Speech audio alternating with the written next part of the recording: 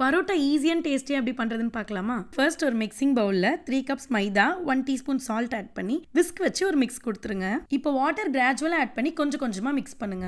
நல்லா டைம் எடுத்து நீட் பண்ணிட்டே இருங்க. டோ டைட்டாலாம் இருக்கக்கூடாது, ஸ்ட்ரெச்சியா இருக்க மாதிரி பார்த்துக்கோங்க.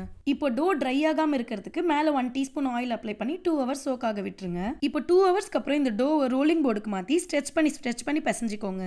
இந்த மாதிரி ஒரு 5 மினிட்ஸ்க்கு நீட் பண்ணிட்டே இருங்க. அப்பதான் பரோட்டாவோட டெக்ஸ்டர் சூப்பரா இருக்கும். அகைன் 1 டீஸ்பூன் ஆயில் போட்டு ப்ராசஸை ரிப்பீட் பண்ணுங்க. இப்போ டோவை ஈக்குவலா டிவைட் பண்ணணும். இப்போ டோவோட ஒரு பார்ட் எடுத்து உள்ள பக்கமா ஃபோல்ட் இன் பண்ணி ரோல் பண்ணிக்கோங்க. இந்த டோவோட மெஷர்மெண்ட்ஸ்ல எனக்கு 5 பரோட்டாஸ் வந்தது. இப்போ ஒரு பரோட்டாக்கும் பீடா பிடிக்கணும்.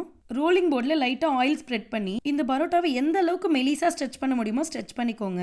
நீங்கள் வேணும்னா கிச்சன் டைல கூட க்ளீன் பண்ணிட்டு ஃப்ளோரில் பண்ணிக்கலாம். நம்ம மைதா யூஸ் பண்ணுறதுனால நீங்கள் எவ்வளோ தான் ஸ்ட்ரெச் பண்ணாலும் அது மறுபடியும் ஷ்ரிங்க் ஆகும். ஸோ நீங்கள் முடிஞ்ச அளவுக்கு பெருசாக பண்ணிக்கோங்க. இப்போ லைட்டாக ஆயில் அப்ளை பண்ணிக்கோங்க. பரோட்டாவோட அல்டிமேட் மேட்டரே நீங்கள் இந்த மாதிரி இதை லேயர் பை லேயராக ஸ்டாக் பண்ணணும். உங்களால் எந்த அளவுக்கு சின்னதாக லேயர் பண்ண முடியுதோ பண்ணிக்கோங்க. இப்போ இது நல்லா ஸ்ட்ரெச் பண்ணி எலாங்கேட் பண்ணி சுற்றி வச்சுக்கோங்க. இதே மாதிரி எல்லா பரோட்டாஸ்க்கும் பண்ணி வச்சுக்கோங்க. இப்போ ஸ்டவ்ல ஒரு பேன் வச்சு ஹை ஃப்ளேம்ல வச்சிருங்க. கேஸ் ஆன் பண்ணதுக்கு அப்புறம் தான் நீங்க பரோட்டாவை ரெடி பண்ண ஸ்டார்ட் பண்ணணும். இப்போ நான் பண்ற மாதிரி இந்த பரோட்டாவை பெருசாவே பண்ணிக்கோங்க. பிகாஸ் நீங்க இது பேன்ல எடுத்து போடுறதுக்குள்ள இது கொஞ்சம் ஸ்ட்ரிங்க் ஆயிடும். இப்போ பேன்ல லைட்டா ஆயில் கிரீஸ் பண்ணிட்டு இந்த பரோட்டாவை எடுத்து போட்டுருங்க. லைட்டா குக் ஆனதுக்கு அப்புறமா ஃபிளிப் பண்ணுங்க.